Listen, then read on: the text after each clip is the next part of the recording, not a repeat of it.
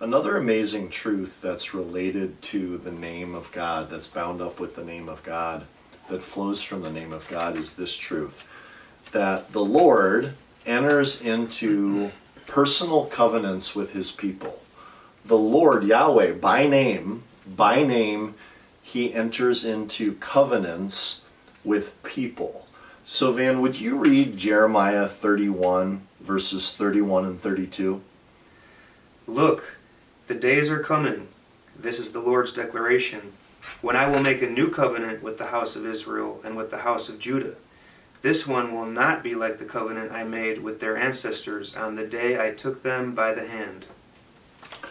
Good. So God, Yahweh is a covenant-making God. He is a God who makes binding agreements. He bounds himself to follow through faithfully in these agreements with people and their descendants. So he made an agreement, for example, with Moses and the Israelites, with King David and the Israelite people very broadly, that they would have a king, pointing ultimately to King Jesus.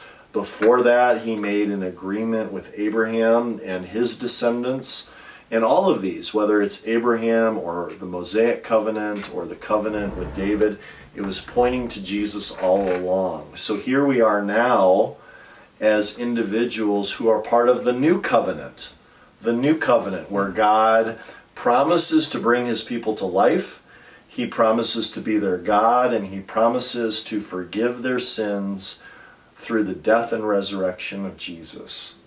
So Van, I ask you, what does it mean to enter into a relationship with God as part of this covenant, this binding agreement that he has made in and through the person of Jesus Christ? What does that mean?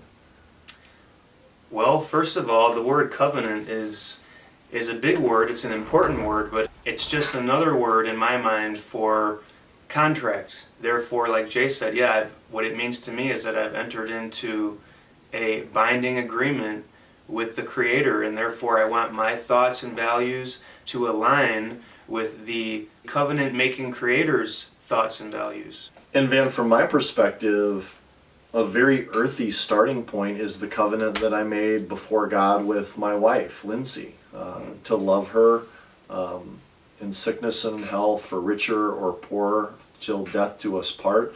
And I know that on this earth, there are so many people that, for a variety of reasons, that marital covenant gets broken.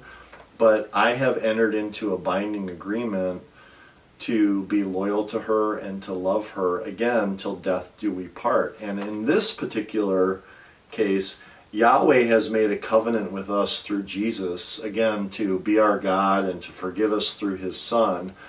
But it makes me say to myself, God, even though you are the one that made this covenant possible and you're the one that guarantees it, I want to be a faithful covenant participant where I joyfully respond to you and joyfully respond to the provision that makes this covenant possible. So, what a wonderful series of thoughts and questions that come to mind.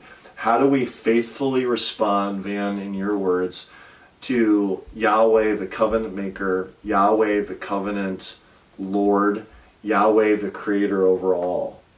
And I think a great way to summarize this is just that the name Yahweh invites us into a relationship, and we respond with joy and gratitude and trust, but probably most foundationally, we respond with love and worship, all because he is the great I Am.